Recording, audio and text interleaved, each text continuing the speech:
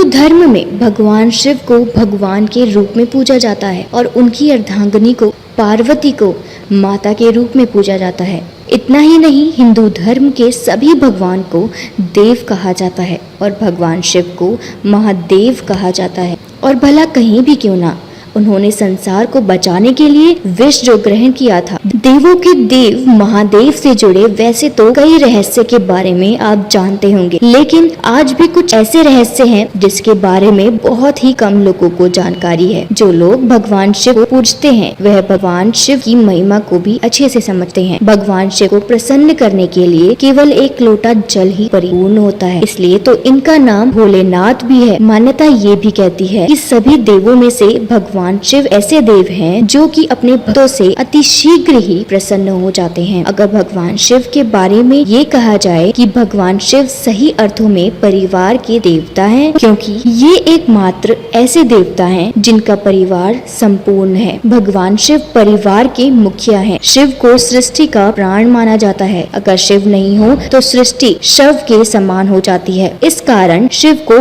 कालों का काल यानी महाकाल भी कहा गया है। शिव प्राण देते हैं, जीवन देते हैं और संहार भी करते हैं। लेकिन इन सब से परे आज हम आपके साथ एक ऐसी कथा का बखान करने जा रहे हैं जिससे आप अभी तक हैं अनजान। भगवान शिव और माता पार्वती के पुत्र भगवान गणेश और भगवान कार्तिकेय के बारे में तो सभी बखूबी जानते हैं, लेकिन इन सब से परे आज हम आपके साथ एक ऐसी कथा का बखान करने जा रहे हैं जिससे आप अभी तक हैं अनजान। भगवान शिव और माता पार्वती के पुत्र भगवान गणेश और भगवान कार्तिकेय के बारे में तो सभी बखूबी जानते हैं, लेकिन आप में से बहुत कम ही लोग ऐसे होंगे जो भगवान शिव की 5 पुत्रियों के बारे में जानते होंगे। जी हाँ, बिल्कुल सही सुना आपने। इस कथा को सुनकर अगर आप भी आश्चर्यचकित हो गए हैं तो अब हम आपको इस कथा का वर्णन करते हैं जिसका उल्लेख शिव पुराण में भी किया गया है। पुराणों में वर्णित एक कथा के अनुसार एक बार महादेव और माता पार्वती मनुष्य रूप धारण कर जंगल में विचरण कर रहे थे। रास्ते में उन्हें एक सरोवर दिखाई देता है। माता पार्वती द्वारा महादेव से आग्रह करने पर दोनों लोग सरोवर में जाकर जल क्रीड़ा करने लगते हैं। उसी दौरान शिव जी का वीर्य स्खलन हो गया था। तब शिव जी ने उस वीर्य को एक पत्ते पर निकालकर उस पत्ते को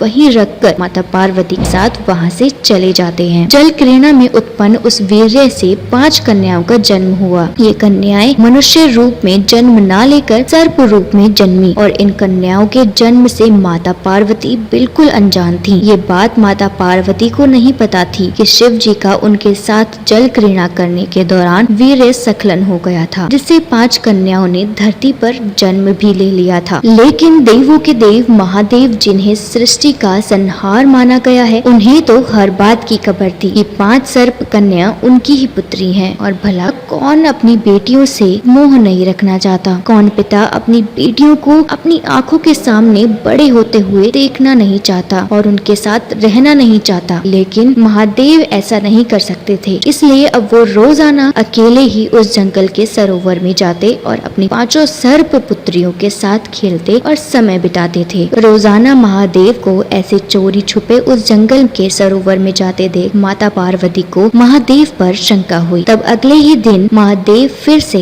जब सबसे छुपकर उसी जंगल के सरोवर में जाने लगे, तभी माता पार्वती भी महादेव के पीछे पीछे चल दी। महादेव को जंगल के सरोवर में उन नाग कन्याओं के साथ खेलता हुआ माता पार्वती को देख क्रोध आ गया और माता पार्वती ने उन नाग कन्याओं को मारना चाहा। और जैसे ही माता पार्वती ने उन नाग कन्याओं को मारने के लिए अपना पैर आगे बढ़ाया, तब महादेव ने माता पार्वती को रोक दिया और कहा कि ये नाग कन्याएं तुम्हारी ही पुत्री हैं, तुम इन नाग कन्याओं की माता हो। यह सब सुनकर माता पार्वती को बड़ा आश्चर्य हुआ कि ये नाग कन्याएं मेरी पुत्रियां कैसे हो सकती हैं? मैं इन नाग कन्याओं की माता कैसे हो सकती हूँ? तब शिव जी ने माता पार्वती को उन नाग कन्याओं के जन्म के बारे में पूरी बात बताई कि कैसे उस दिन जल में माता पार्वती के साथ क्रीड़ा करने के दौरान उनका वीर्य स्खलन हो गया था और जिससे इन नाग पुत्रियों का जन्म हुआ। इस कथा को सुनकर देवी पार्वती का क्रोध शांत हो गया और वो हंसने लगी। तब भगवान शिव जी ने उन नाग कन्याओं के नाम माता पार्वती को बताए। उन कन्याओं के नाम ये थे: जया, विषहर, शालिम्बारी, देव और दूतली। इसके बाद भगवान शिव जी ने यह भी बताया कि जो भी मेरी इन